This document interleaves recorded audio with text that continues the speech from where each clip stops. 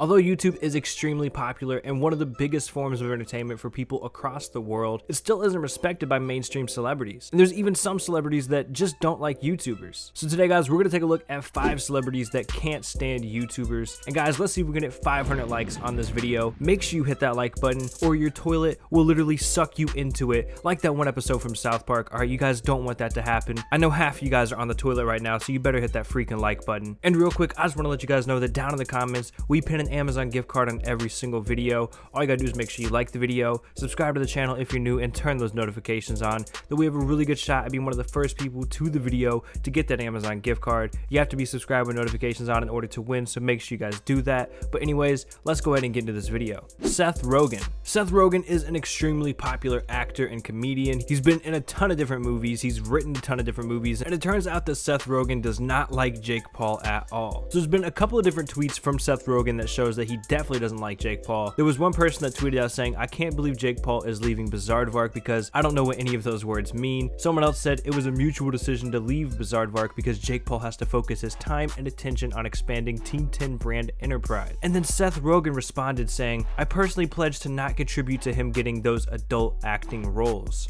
So Seth Rogen straight up says that he's going to personally make sure that Jake Paul gets no adult acting roles, at least if it's up to him. Seth Rogen also tweeted out something else, saying Jake Paul apology raps are my new favorite genre of music. So clearly Seth Rogen does not like Jake Paul at all. But Jake Paul actually addressed this on, I believe, the H3H3 podcast. I could be wrong about that, but I'm 95% sure he talked about this on H3's podcast. When he was asked about the Seth Rogen thing, apparently someone in Seth Rogen's family is actually one of Jake Paul's neighbors. So Seth Rogen knows about all this kind of crazy stuff that's going on, or was going on, with Jake Paul and the neighbors. And Seth Rogen was actually being affected by it, and that's why he started tweeting out the stuff. And he definitely doesn't like Jake Paul. J.K. Rowling. J.K. Rowling is of course an author. She wrote all of the Harry Potter books. She's extremely famous, and she actually has some beef with PewDiePie. She does not like PewDiePie at all. So after the whole Wall Street Journal controversy earlier this year, when PewDiePie was, getting attacked by the Wall Street Journal, they were making all these articles and stuff on him, and it seemed like the whole media was against PewDiePie for allegedly being like an anti-Semite. You guys know all about that stuff. Well, J.K. Rowling actually decided to tweet out a few different things about PewDiePie. She said, for those who think fascism is an edgy accessory,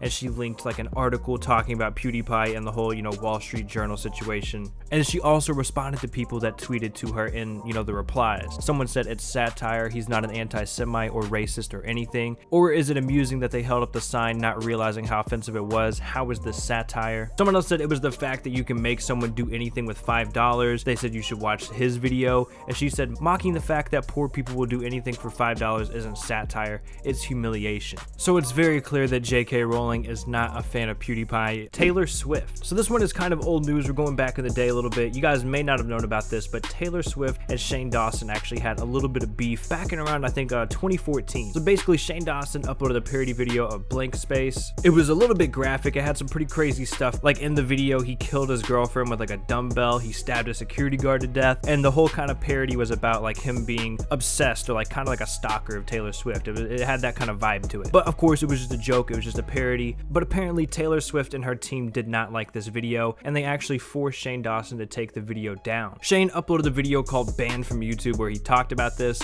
He said that they tried to say it was copywritten, but in reality they didn't really like it because it was too gross or too violent. Like I said, the video did contain some pretty crazy stuff, but at the end of the day, they don't have any legal right to remove the video, and it was actually removed from YouTube for about 2 months. I think he just had it privated, and Shane was eventually able to get the video back up, and it is still on YouTube today. But clearly Taylor Swift and her team were not a fan of Shane Dawson for parodying this video, and I'm sure they were even more upset that he was able to keep the video up and there wasn't really anything they could do about it. Post Malone. So this is another one involving Jake Paul. You guys are probably pretty familiar with this because it was pretty big earlier this year. Post Malone is a pretty good friend of Ethan from H3H3. He has been on the podcast tons of times, and they talk about Jake Paul. They kind of make jokes about Jake Paul, stuff like that. And Post Malone thought it'd be funny to order a bunch of Jake Paul's merch. He tweeted out that he ordered Jake Paul's merch. He was kind of doing it as like a joke or a meme, but Jake Paul took it kind of serious, and he decided he wanted to hand deliver the merch to Post Malone, and he decided to vlog the whole thing as well. But the problem with this is he didn't really contact Post Malone before. He kind of got the address from the website when he wasn't really supposed to do that, and then he also vlogged the entire thing and had a guy sitting in the back of a car filming the outside of Post Malone's house, the outside with his cars, the whole house, everything, and it makes it easier for people to find out where Post Malone lives. And when he got to the door, he talked talked to Post Malone and got Post Malone's permission to vlog, but Post Malone was pretty much assuming that he hadn't actually started vlogging yet and had no idea that there was a guy in the car filming as well. So just this whole interaction is not a good first impression, and although Post Malone never really spoke about the situation much, Ethan from H3H3 was very angry about it. He was really upset about it, made a whole video about it, and I'm sure Post Malone definitely feels, you know, pretty much the same way Ethan does. Danielle Bregoli. Alright, before you guys start tearing me apart for saying Danielle Bregoli is a celebrity, let me try and break this down just a little bit, alright? Whether you guys like Danielle Bregoli or not, she is pretty famous now, okay? She's definitely transcended YouTube. She started off as a meme with Cash Me Outside, but she was recently signed to a multi-million-dollar record deal with Atlantic Records. That's no joke. That's a legitimate record label. She has a legitimate multi-million-dollar contract, and she's posting music that's getting millions and millions of views. So again, whether you hate Danielle Bregoli, whether you love her,